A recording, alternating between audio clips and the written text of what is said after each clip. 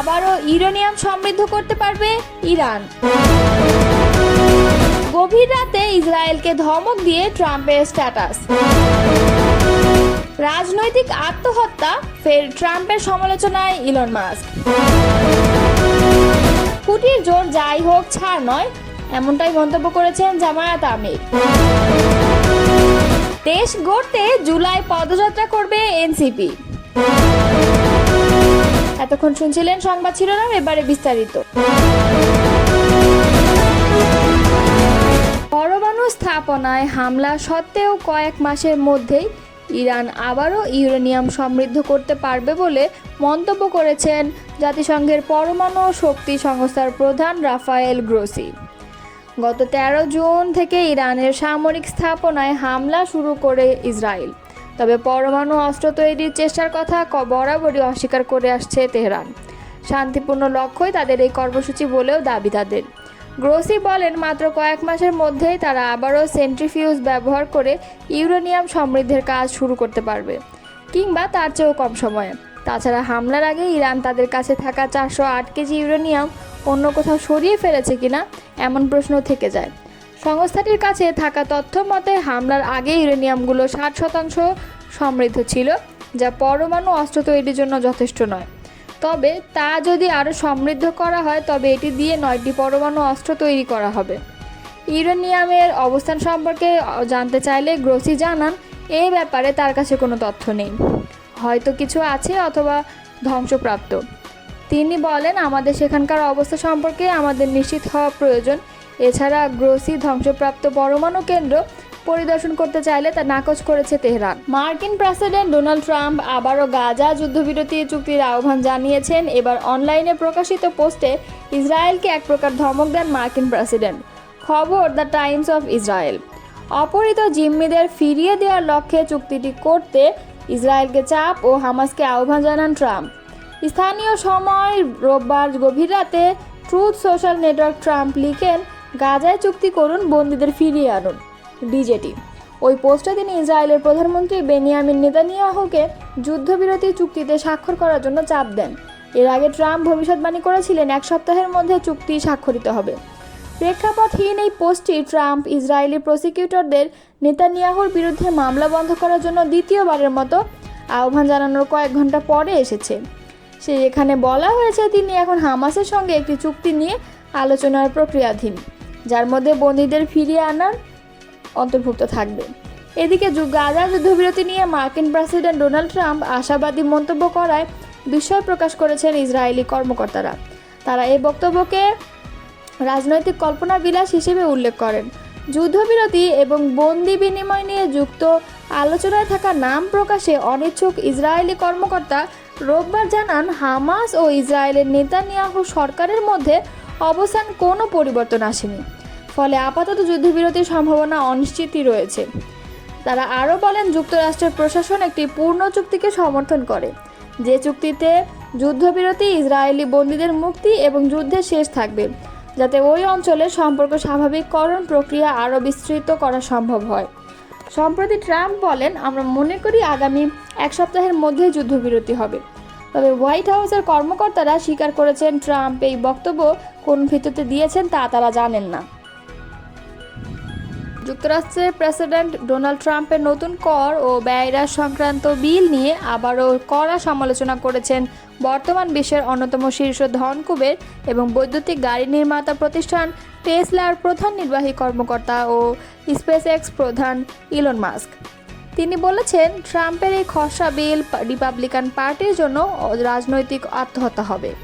একই সঙ্গে এই বিল যুক্তরাষ্ট্রের লাখ লাখ চাকরি ধ্বংস করবে এবং ভবিষ্যতের শিল্প খাতগুলো মারাত্মকভাবে ক্ষতিগ্রস্ত হবে বলেও মন্তব্য করেছেন তিনি। রোববার এক প্রতিবেদনে এই তথ্য জানিয়েছে সংবাদ মাধ্যম টিআরটি ওয়ার্ল্ড।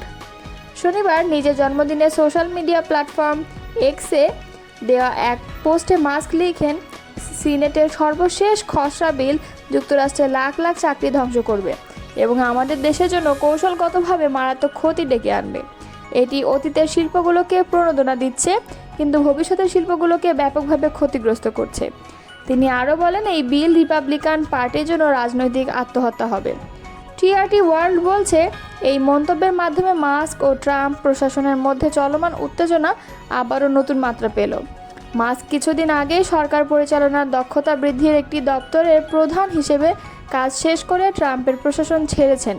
তবে এরপরও তিনি স্পষ্ট জানিয়ে দিয়েছেন যে ট্রাম্পের এই বিল নিয়ে তিনি একমত নন। প্রায় 1000 পৃষ্ঠার এই খসড়া বিল নিয়ে সিনেটররা এখনও আলোচনা চালিয়ে যাচ্ছেন। ট্রাম্প চান বিলটি 4 জুলাইয়ের মধ্যে পাশ করানো হোক, কিন্তু অনেক রিপাবলিকান সদস্য এর মধ্যে থাকা বিপুল ব্যয়ের বিষয় ও ছাড়ের যৌক্তিকতা নিয়ে চিন্তিত। প্রেসিডেন্ট ট্রাম্প বিলটিকে বড় সুন্দর বললেও মাস্ক আগেই একে ঘুষখোরদের বিল এবং জঘন্য অপমানজনক উদ্যোগ বলে আখ্যা দেন। এক পর্যায়ে তিনি বলেন, যারা এই বিলের পক্ষে ভোট দিয়েছেন আপনারা জানেন আপনারা ভুল করছেন, লজ্জা হওয়া উচিত।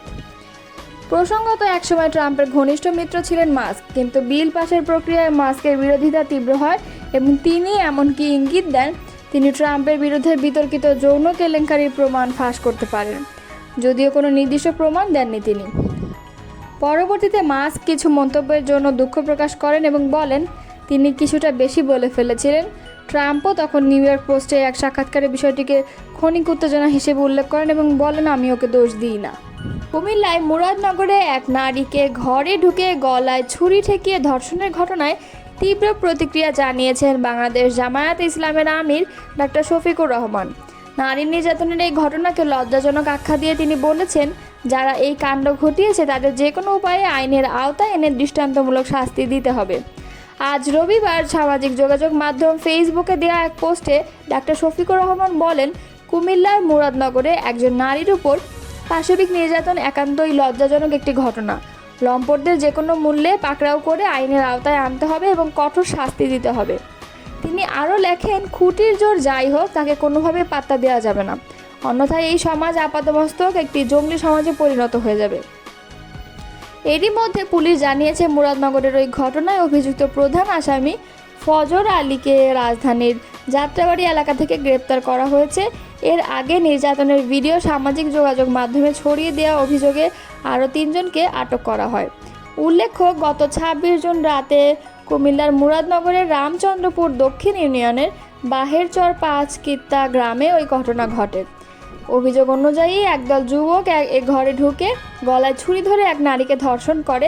সেই বর্বরতার 51 সেকেন্ডের একটি ভিডিও পরে সামাজিক মাধ্যমে ভাইরাল হয়। এতে দেখা যায় বিবস্ত্র অবস্থায় অন্তত 10-12 জন যুবক ওই নারীকে মারধর করছে।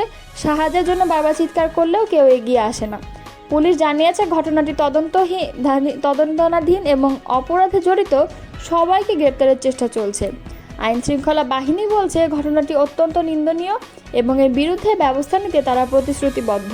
জুলাইয়ের বর্ষপূর্তি উপলক্ষে আগামী 1 থেকে 30 জুলাই পর্যন্ত সারা দেশে দেশ গড়তে জুলাই পদযাত্রা কর্মসূচি পালন করবে জাতীয় নাগরিক পার্টি। রোববার বেলা 11টায় রাজধানীর বাংলা মোটরে দলটির অস্থায়ী কার্যালয়ে জুলাই অভ্যুত্থানের বর্ষপূর্তি উপলক্ষে এই কর্মসূচি ঘোষণা করেন দলটির আহ্বায়ক মোহাম্মদ নাহিদ ইসলাম। তিনি বলেন, শহীদ আবু সাঈদের কবর জিয়ারতের মাধ্যমে দেশের 64টি জেলায় দেশ গড়তে জুলাই পদযাত্রা কর্মসূচি পালন করা হবে। নাহিদ আরও জানান, 16 জুলাই আবু সাঈদের মৃত্যুর মাধ্যমে শহীদ হওয়া শুরু হয়, তাই আমরা 16 জুলাই বৈষম্য বিরোধী শহীদ দিবস হিসেবে সারা দেশে পালন করব। এছাড়া 3 আগস্ট শহীদ মিনারে ছাত্র জনতার পক্ষ থেকে জুলাই ঘোষণাপত্র এবং ইশতেহার পাঠ কর্মসূচি অনুষ্ঠিত হবে। 5 আগস্ট গণঅভ্যুত্থানে শেখ হাসিনা পালিয়ে যেতে বাধ্য হয়। এই দিনকে ছাত্র জনতার মুক্তি দিবস পালন করবে জাতীয় নাগরিক পার্টি। তিনি বলেন, জুলাই ঘোষণাপত্র দেওয়ার প্রতিশ্রুত মেয়াদ শেষ। সরকারের জায়গা থেকে কোনো পদক্ষেপ দেখিনি। সরকার ব্যর্থ হয়েছে, তাই আমরাই দেব। এছাড়া 8 আগস্ট নতুন কোনো বাংলাদেশ দিবস পালনের সিদ্ধান্ত থেকে সরকারকে সরে আসার আহ্বান জানান তিনি।